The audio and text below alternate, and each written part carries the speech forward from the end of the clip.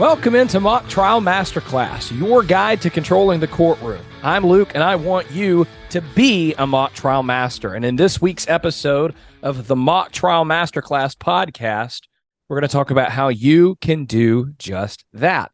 The Mock Trial Masterclass Podcast comes out whenever we need a little bit more time than in our traditional weekly coaching videos to cover a topic, to dive a little deeper. And this week is one of those times. And I'm super excited because we've got some great guests joining us today. You know, a lot of you all out there are listening to this podcast or watching this on YouTube because you're participating in mock trial. Maybe you've had some success before, maybe you haven't, but you're sitting there thinking, man, how do I get to the next level? How can I improve my abilities? If you're a student, if you're a coach listening to this, how can I get my team to improve their abilities to take our game to the next level? And I think that answering those questions, the best way to do that is to talk to people who have done it and listen to what they have to say and what kind of wisdom they have to offer. And so today we're joined by two folks who just did that. We're joined by Marcus Miller and Grant Miner, the coach and a team member of the now, as of May 2023, reigning high school mock trial national champions. And they're going to help us dive into all of those topics today to help you all listening get better at your craft and take the next step. How are you guys doing? Welcome in. Well, thank you so much for having us. I am so excited. Grant here is really excited, I'm sure, to get into this. And we just... I love mock trial. I'm a mock trial junkie, so it's always exciting to talk about mock trial with people. Yeah, the off season's been a bit slow for me, so I'm always willing to talk about mock trial a bit more. It is always a bit slow, and it's funny because I feel like for me as a coach, when I get to the end of a season, like I'm so in it, but however the season ends, whether you like lose in the state tournament or you lose at nationals or whatever, you win, you're kind of ready to take that breath, and it's been nonstop forever. But then like a month or two in, you've gotten the breath, you've gotten the rest, and you're like, man, I'm ready to get going again. Absolutely. I took, like you said, a week or so off. I actually signed up for a marathon. I'm a runner. Yeah. Like the day after nationals. But then, like you said, week, 2 weeks, about a month in, I was like, I'm experiencing that itch, so to speak. So, Marcus, you are one of the coaches for the reigning national champions. Congratulations on your title. Grant, tell us about your role, because you are a team member. During my years under Marcus, I've done a bit about everything. I've done attorney roles, witness roles. I've changed roles midway through the season, but during the national run, I was a witness police officer type, which Marcus has sort of typecast me in as the Southern police officer, so I've done that a lot, but mainly just doing a witness role, being a character for the judges to enjoy and really see the case through. So I'm really curious as we hop into this. Let's start right where I was talking about earlier. The people who are listening to this who are asking themselves, how can I take my game to the next level if they're a competitor? How can I take my students' game to the next level as a coach? You guys just did it. You succeeded at the highest level possible. If you were to take 1,000-foot view over this season, we're going to get into more of the nitty-gritty, into the details in just a little bit. But what's the secret? Like, what's the secret sauce? What's the key to doing this as a high level? We'll start with you, Marcus, as a coach, and then Grant as a team member. There are a lot of things that I would say, and like you said, we'll get into the nitty-gritties, but high level, sort of thematically, I would say is at least one thing that I always emphasize with my students is, yes, we're doing mock trial, but it's more than that. It's about doing something great and having pride in what you're doing. And yes, we happen to be doing mock trial, but it's about being excellent at what we're doing in this moment. So what that means practically is, for example, not settling for just good. I give feedback up until the competition day, even the day of the competition. I said, not good enough. That's got to be better. And, of course, I'll say, good things that they do, but I Yeah. am never satisfied almost. Mhm. And my Grant can attest to that. I am always nitpicking. And I think that that makes them better. But as I say, it's not just about mock trial. It's about the broader life lesson of seeking greatness in everything you do. Marcus, I love that you bring that up because one of the things I talk about in my book as to individual keys to success in mock trial is you have to have a play to win mentality, because there are a lot of programs out there that on one hand, maybe they're just doing it for a learning experience, just kind of for the fun of it. And then there are some students out there that may just be doing it to boost their resume, to get some public speaking practice. And I have no problem with either of those approaches. I'm not mad at anybody for doing that. But folks, if you want to win, if you want to succeed at this, and you get to the end of a tournament, you're asking yourself, man, why didn't we place the way we wanted to? Why didn't any of our individuals get awards? It often comes down to that. Did we have a play to win mentality? Like you were talking about, Marcus, was there anything less than our best that we settled for? And if there was, you're probably not going to get where you want to go. Yeah, that's right. And I, I had a student, I won't name his name, but I had a student who, in the final round of nationals, after we just won, I thought he could have done better on his cross. And I, 30 minutes after we won, I sat down with him. I said, insert name, you missed this objection, or I think you could have impeached there. And he said, I don't want to talk about that, Marcus. I said, okay, fair enough. We just won. We'll talk tomorrow. Now, Grant, I'm curious for your perspective on that, because the balance that Marcus and I have to walk as coaches when we're talking to our students is we have that mentality and our students have that mentality, but we have to be encouraging as well. We can't make the students think that they're constantly coming up short of our expectations, and we have to instill confidence in you guys as students. So I'm curious, what's your perspective on that? Because I imagine you have this mentality, this play to win and settling for nothing less. How does that work for you as you interact with your coach and just from a team member's perspective from you and your teammates throughout this season? Well, I would like to bring up a sort of relevant story. After we won the state championship and preparing for nationals, Marcus sat us all down and said, okay, so we can do two things here. We can either just coast through this, have a nice, fun trip, and enjoy ourselves, or we can go for the win, practice every day, and have a chance to win this thing. And every single person on our team was like, let's do this, let's win this thing. So as a team, it still goes both ways, both the coaches and the kids. That's what's important, when both students and coaches want to win. And as for me, Marcus, he can be a bit critical at times, and he knows it, but we all love it. We all want him to. Sometimes he says, oh, I'm sorry if I'm being too critical. And we go, no, be more critical, because we want that criticism, because we want to better ourselves.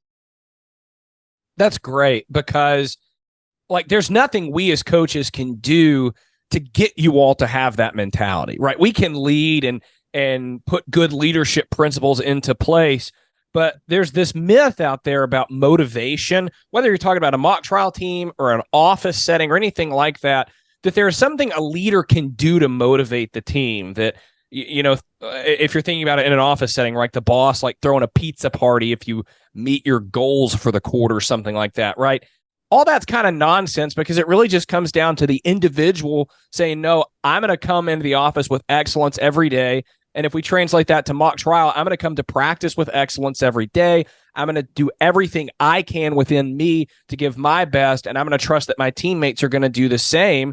And I love that you tell that story, Grant, because clearly you and your teammates from day one said, this is going to be our mentality. This is how we're going to attack this.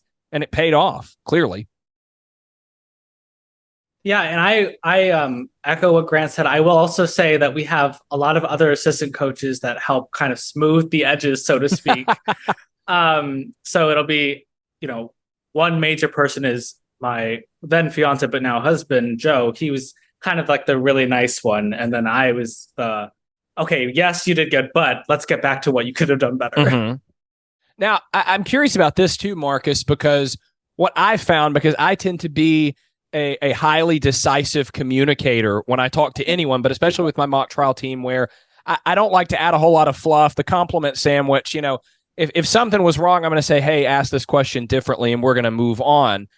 And what's been helpful for me as a coach to avoid sort of sending the wrong message to my team members is having a relationship with them so that they know when I give them that, they know where it's coming from.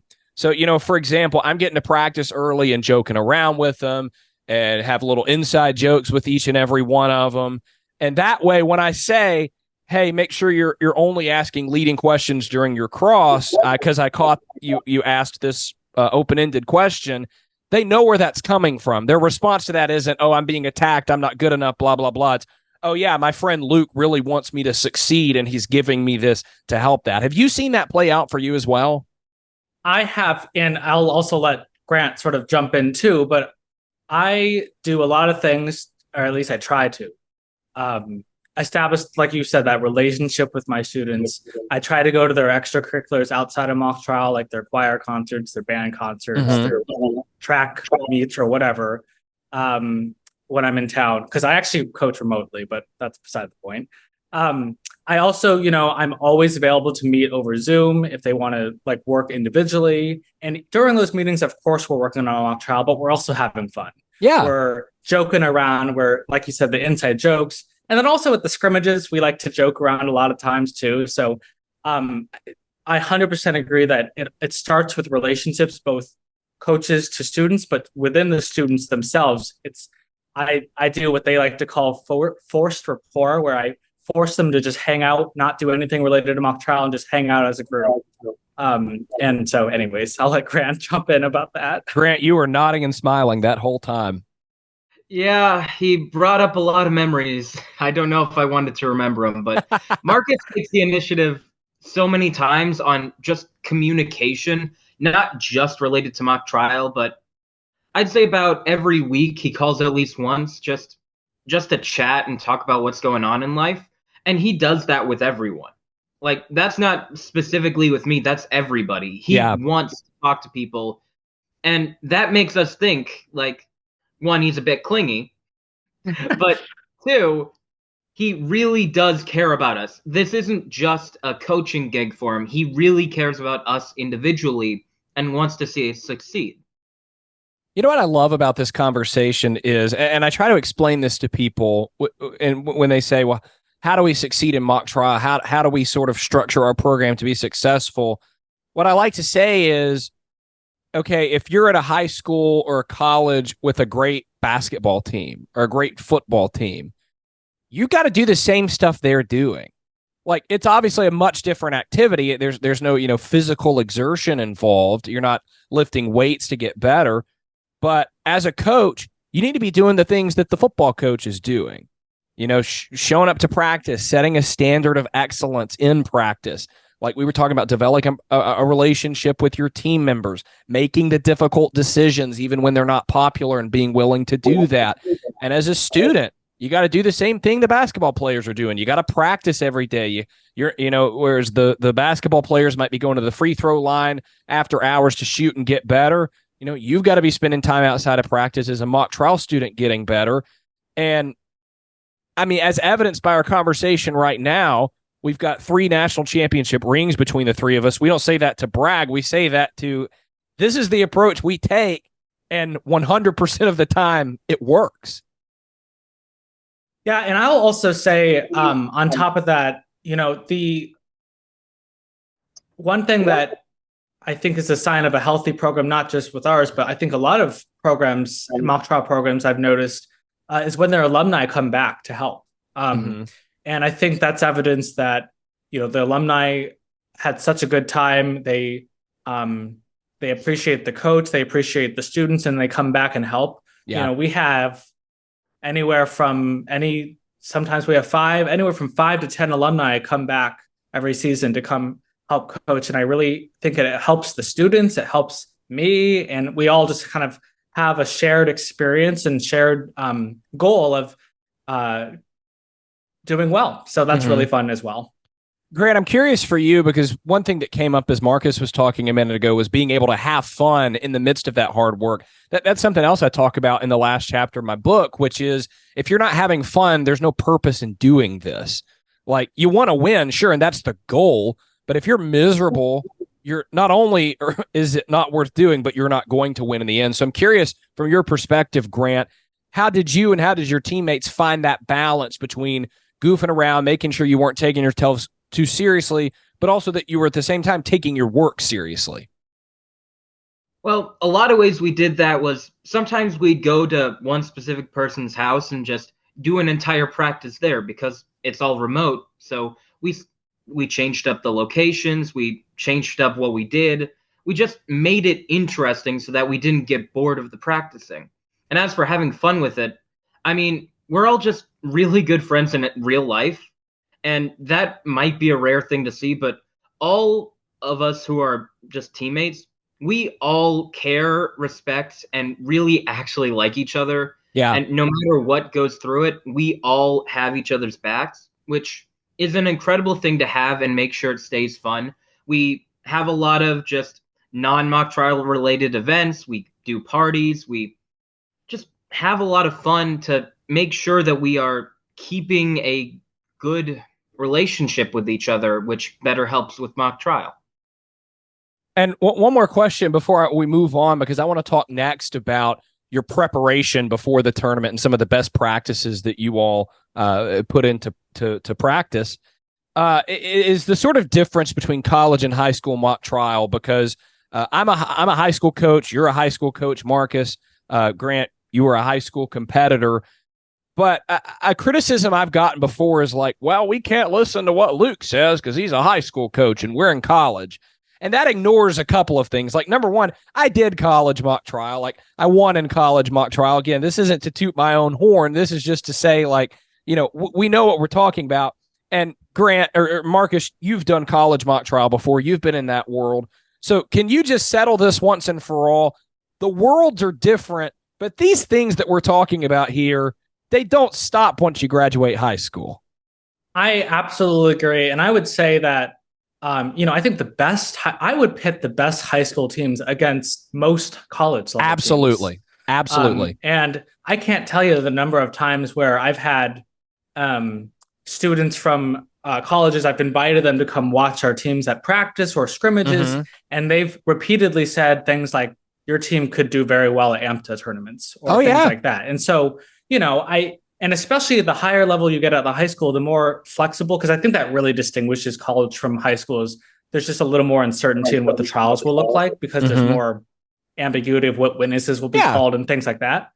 But, my team, I always teach our students to be flexible, to be listening to what the other side says, responding on the fly to what's happening. And that is certainly translatable to the college level. And certainly all the cross-exam techniques that I teach the students, as well as the knowledge of the rules of evidence. Of course, there's a little more complications with college, but certainly the baseline is there. So let's move into our next section, because I want to talk about, like I said a second ago, how to prepare for a tournament. It's a question a lot of people have. A lot of coaches want to know what's the best way to get the most out of our practice time. What's the best way for us to make sure that on game day, we're ready to go? That's what we're going to talk about next. First, though, I want to remind you all that my book, Mock Trial Masterclass, is available for purchase on Amazon. And guys, this is a book that is so easy to understand and so simple that college professors don't get it. College professors pick up this book and say, well, why isn't it more complicated? Why didn't you use more big words? And the answer to that is simple. I wanted this book to help you guys. I wanted this book to help people get better at mock trial. I wanted it to be able to be understood. And what's funny is I get comments from college professors who say, well, this book is too simple. And then on the other hand, I get comments from students who read this book and say, this was the first mock trial book I was actually able to understand. So if you're looking for a mock trial guide that is a championship plan that anyone can understand, something that's going to be fun to read, if you're enjoying this podcast, if you're enjoying these coaching videos, it's the same tone of voice, it's the same humor, all that's in there. You can go pick up a copy on Amazon by clicking the link in the description on YouTube or in the show notes on podcast platforms. Let's talk about practice, guys.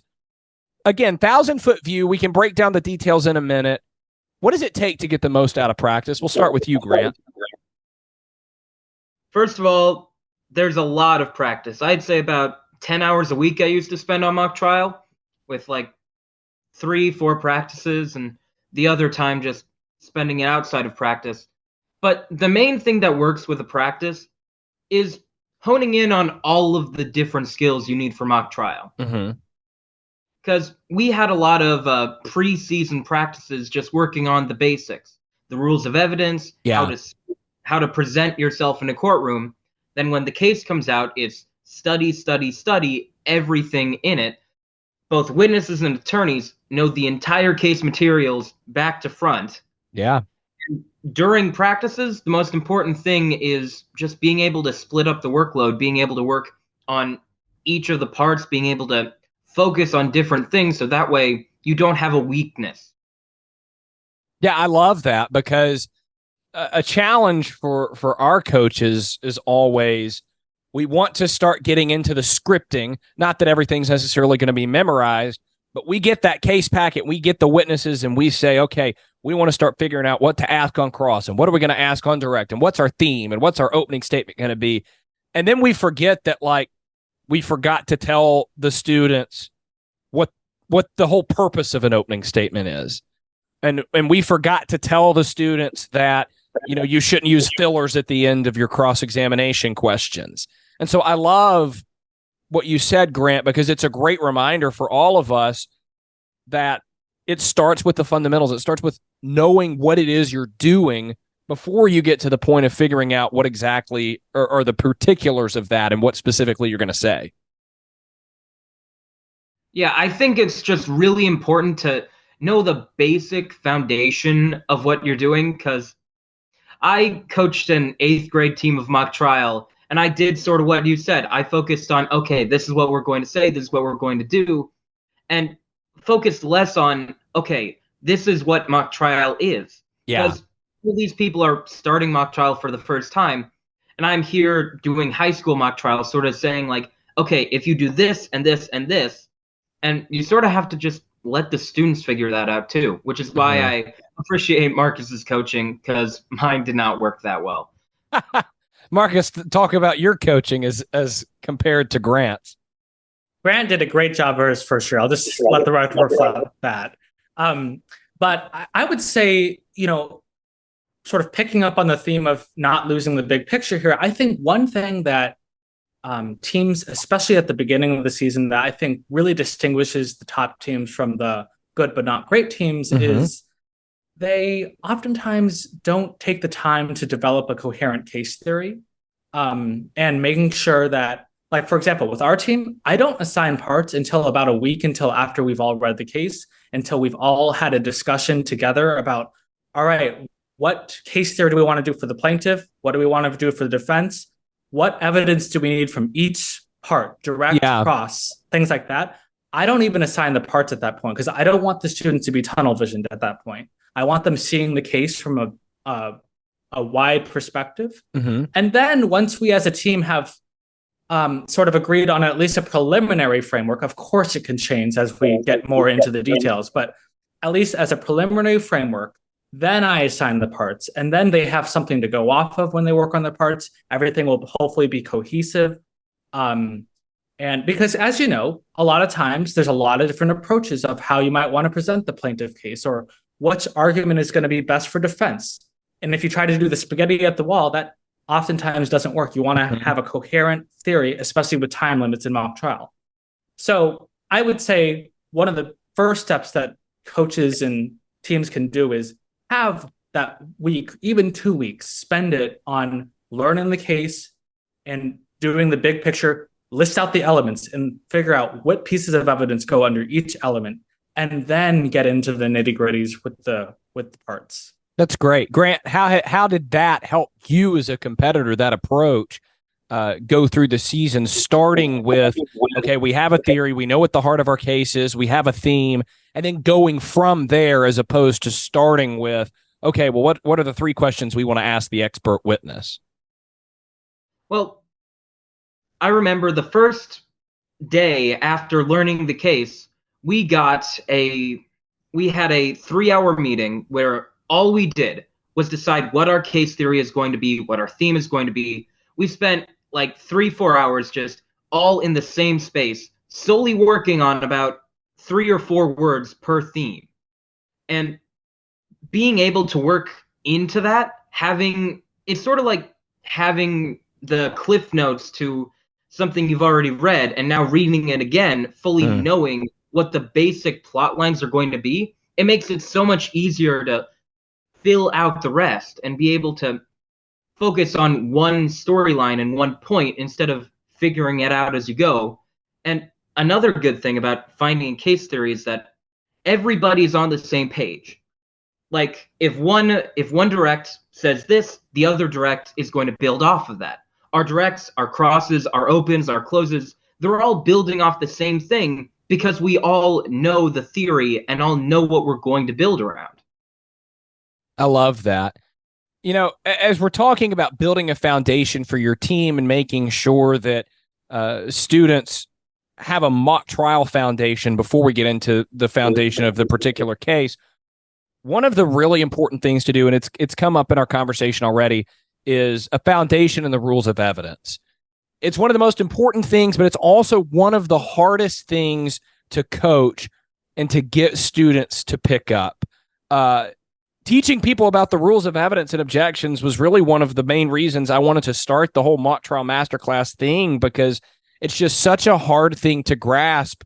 And I hope that having a resource like this can help people do that. But Marcus, as a coach, how do you go about making sure that your students don't just memorize the rules of evidence, but understand what they mean? Because that's a hard leap to make. Everyone can kind of stand up and recite the definition of a rule and say, well, relevant evidence is evidence that has any tendency to make a fact more or less likely. And hearsay is an out-of-court statement offered for the truth of the matter asserted. And then it kind of goes to the other person and comes back to them, and they have no idea what to say next because those memorized words they just rattled off, they had no idea what they meant. So how do you go about with your students bridging that gap? Because it's so, so important to do.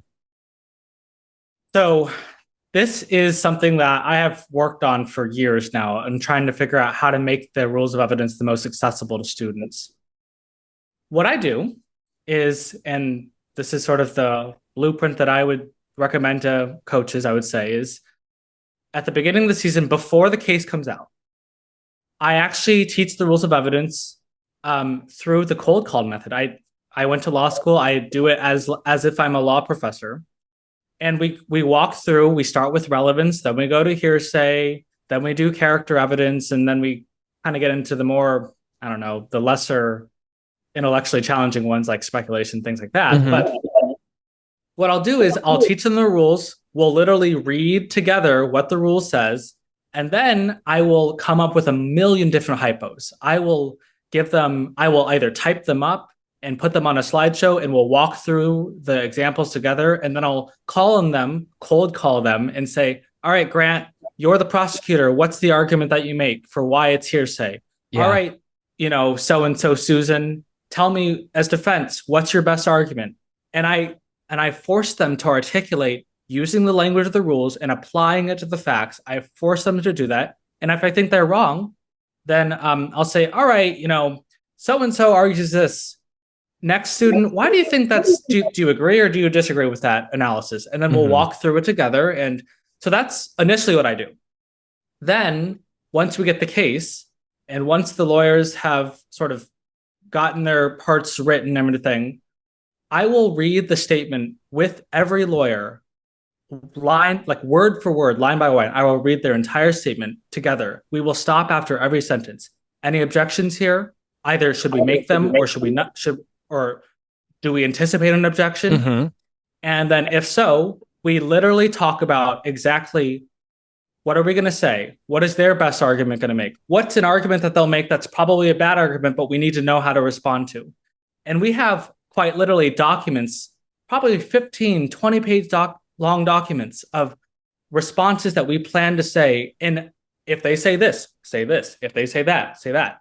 And it's not to say that they have to memorize that. It's more of the process of thinking through exactly the objection battles. and then being prepared for any kind of odd curveball that might come up. Because as you know, there's always curveballs in mock trial. That's great. And that's a foundational principle of training and educating in general. Is it's one thing to memorize something. It's another thing to understand something. And then it's the next step to be able to apply that thing and explain it yourself. Grant, I'm curious, you were a witness this year. You've been an attorney in the past. How has that approach helped you be able to grasp the rules of evidence? Well, first of all, every single student learns the rules of evidence. Witness, attorney, it doesn't matter. Yeah, I love that. We all learn the rules of evidence to make sure that we all know what's going on. And that is so important to just all be on the same wavelength. But going back to the question, knowing the rules of evidence and specifically applying the rules of evidence is such an important step in any mock trial season. Because when you know the rules of evidence, it's sort of like framework again. You know what you can base your entire case around. You know what you can say, what you don't say. And you know, again, you're confident in what you know. So if somebody throws you a curveball, you know what the rule actually means. And using hypos and application of those hypos is the most important step for any attorney and should be one of the most for any witness. Yeah, that's great. And what the story I always love to tell is I remember after one tournament round, my dad came up to me. My dad was not a lawyer. He worked for a construction company. He came up to me and he said, Luke, did you see how such and such attorney on the other team didn't know the rules? And I said, yes, my dad was absolutely correct. And I tell that story to illustrate that my dad, who for the most part had no idea what was going on in those rounds, he was just there to support me. He noticed when the person on the other team didn't know the rules, and he was right. And I tell that story to illustrate the fact that if you just kind of halfway do it with the rules of evidence and you're not all in and you think you're just kind of figure it out when the objections come up, it will show. It's going to show. The scores are going to notice, and it's going to reflect in your scores. An earlier episode of the Mock Trial Masterclass podcast, Amanda Mundell, who wrote the great book Winning Objections, was a guest. You can go and listen to that episode for a deeper dive on objections and the rules of evidence. Here's something else I'm curious about, guys, as you prepared for your national championship run and as you practice throughout the season, is deciding, and we've teased it a little bit, where your roles go, which students get which roles. That's obviously decision, Marcus, that comes down to you. And when it comes to nationals, you don't have a whole lot of time to make those decisions. So what are sort of your general practices of looking at a case and asking yourself, okay, which students fit the best in which roles? Because I'll say for me, it has always been really easy for the attorneys because we, for the most part, before the case even comes out, we'll have our 3 attorneys picked out. But with witnesses is where it really gets difficult and challenging and asking yourself which personalities fit best with which parts. Yeah, so I'll just speak with nationals. You're right that the timeline was quick. I had an idea of, I guess normally what I do is I kind of fill out the witnesses first. And I kind of think, what character do I view this witness as? And, what's going to play well, what's going to be fun, and who can sort of pull it off, so to speak.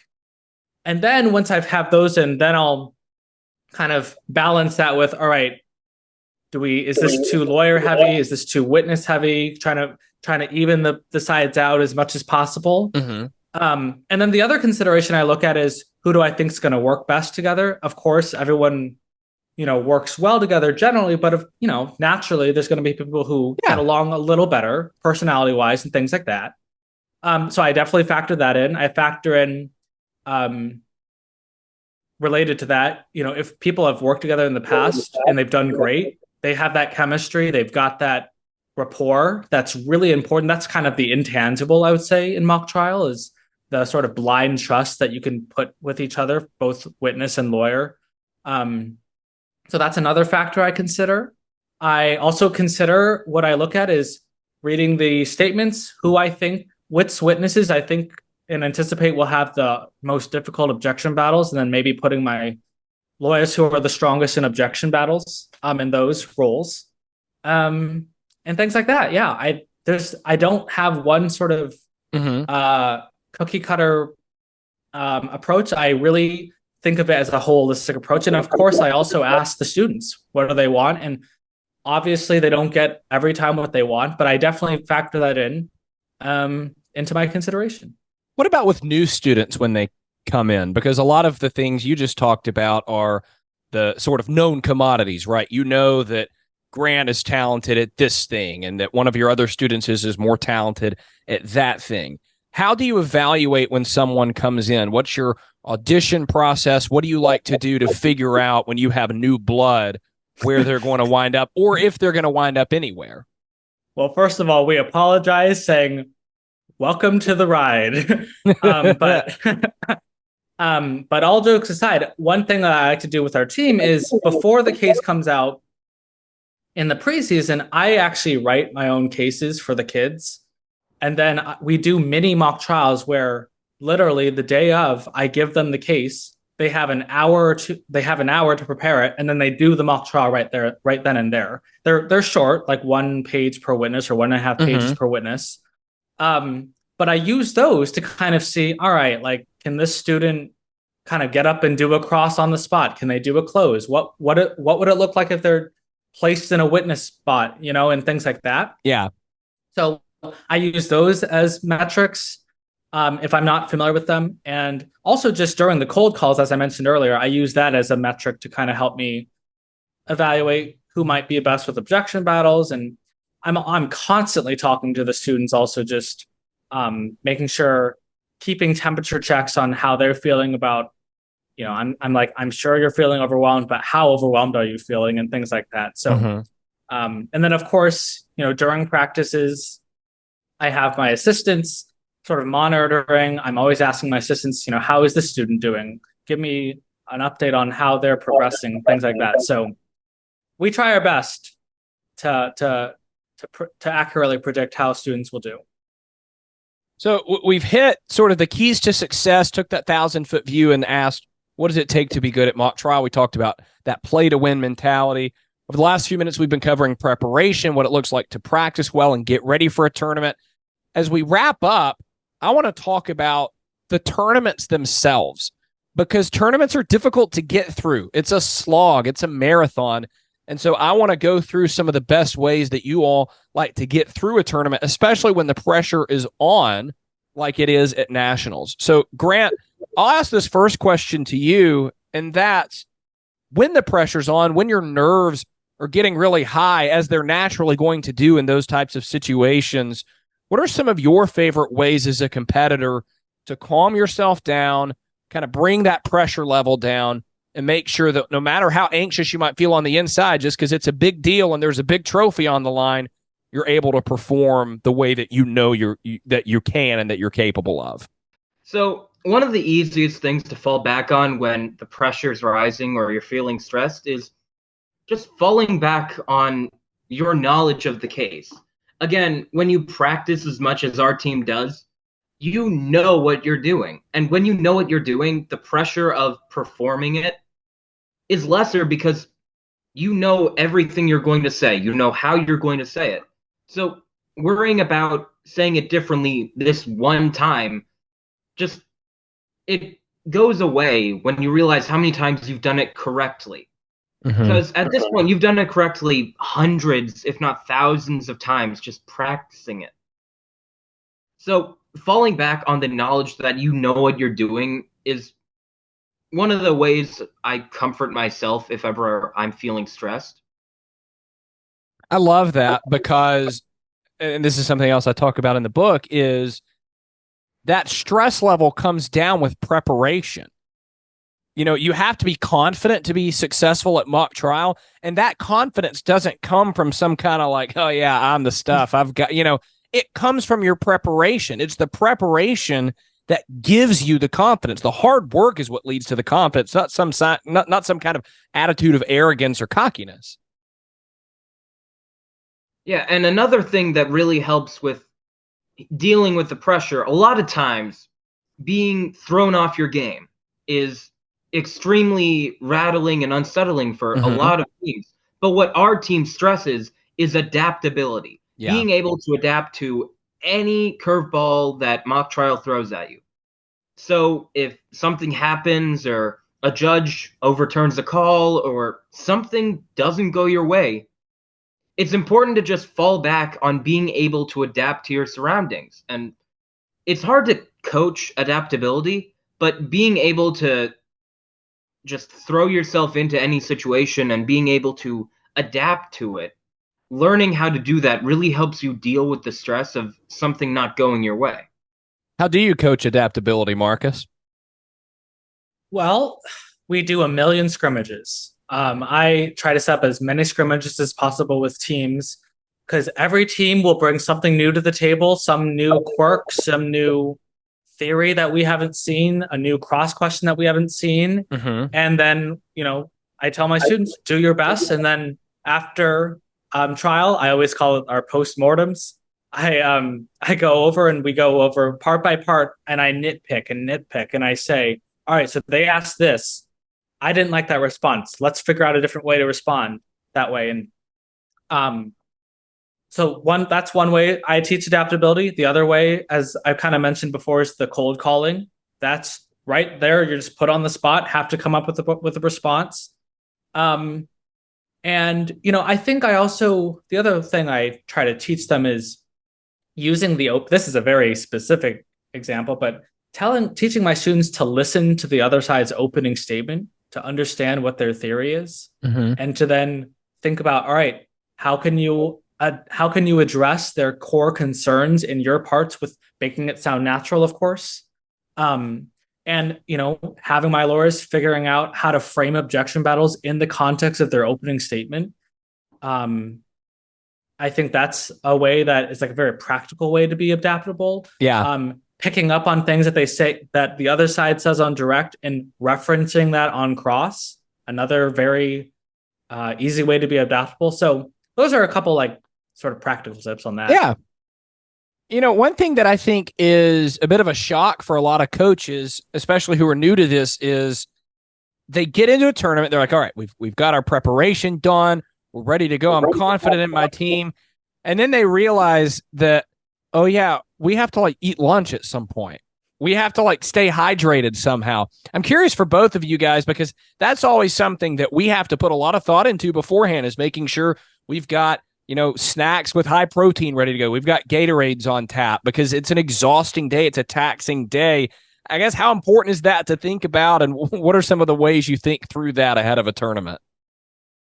I think the first tip I'd give, eat a big breakfast, because you're not going to want to eat through the rest of the day. That is one thing that I always feel, is that anytime after a competition, it is so hard to put food inside my body because I'm still in the courtroom, some of the pressure goes away, but when you're out of the courtroom, it's constant paranoia thinking, oh, I could have done this, I could have done this. So the pressure really is the highest after and in between competitions. So I don't usually find much food in me. I usually struggle to get 2 bites of a sandwich down. And then the big thing, though, is I do drink a lot of water, especially during the trials.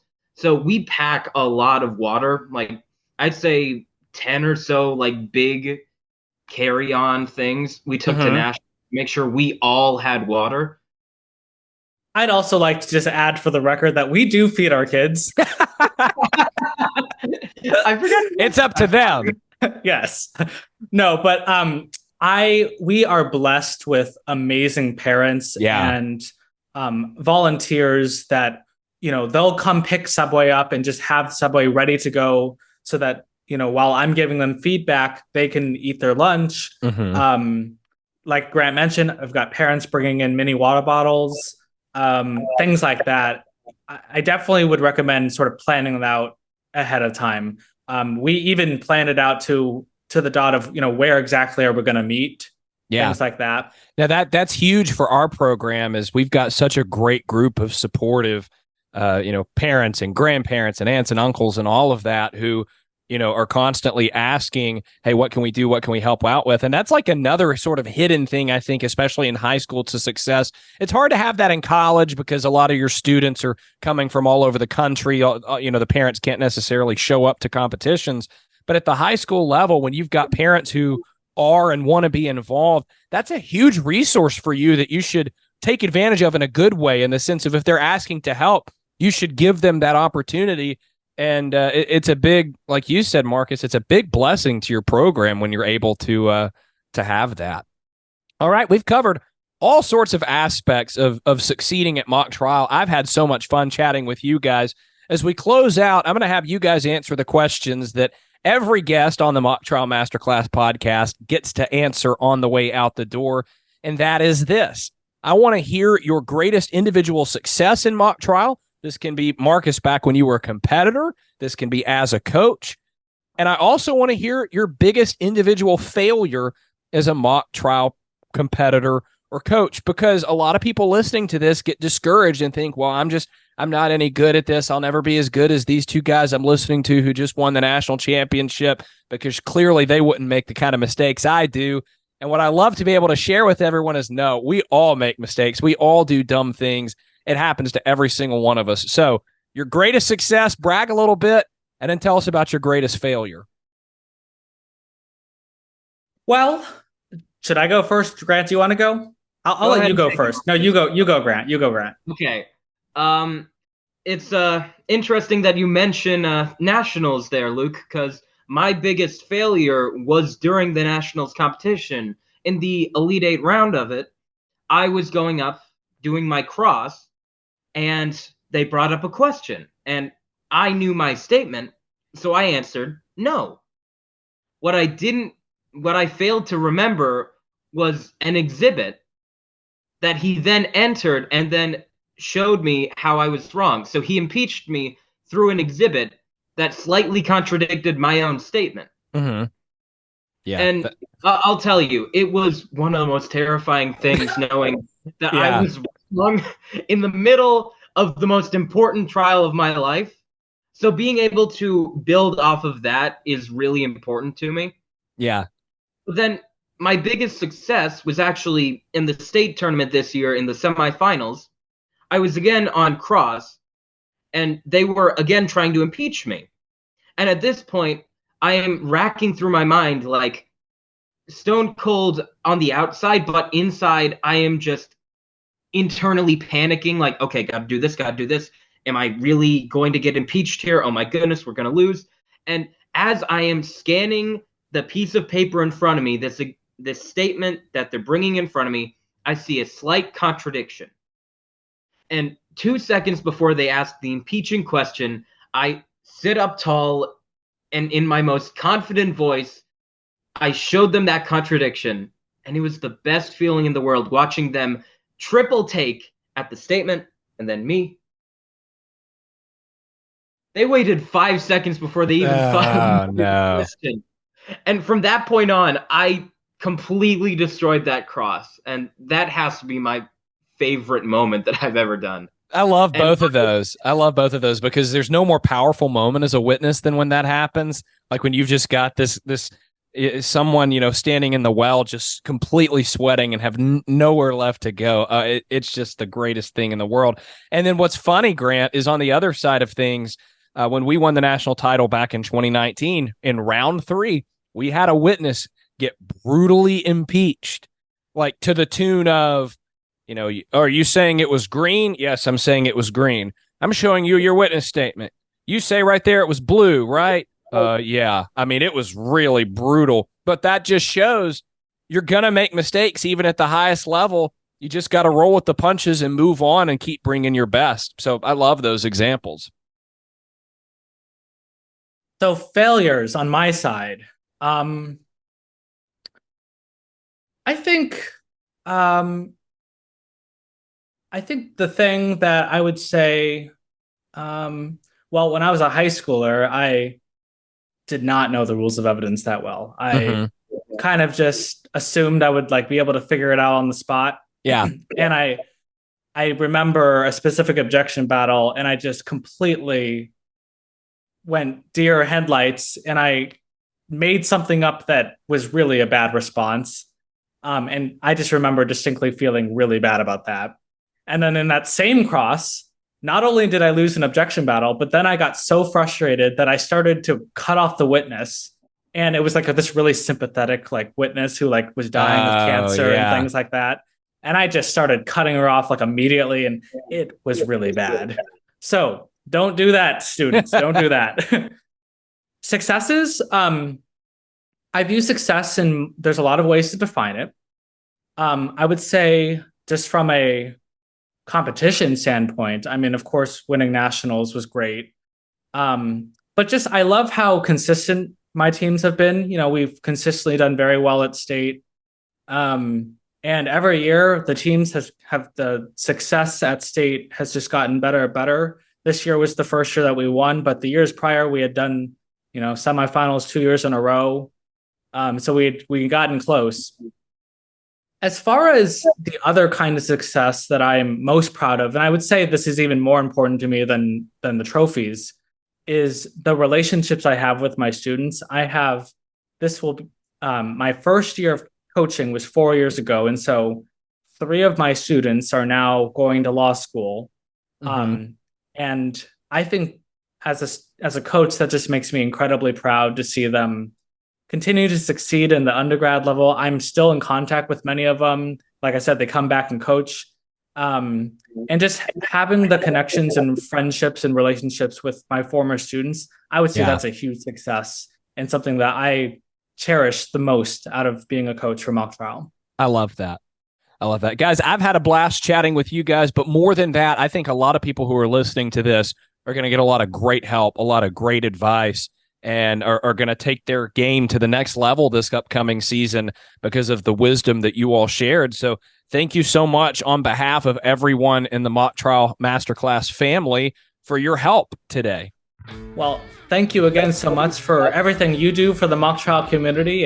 It's really fun to see people excited about the activity, and thank you so much for having us.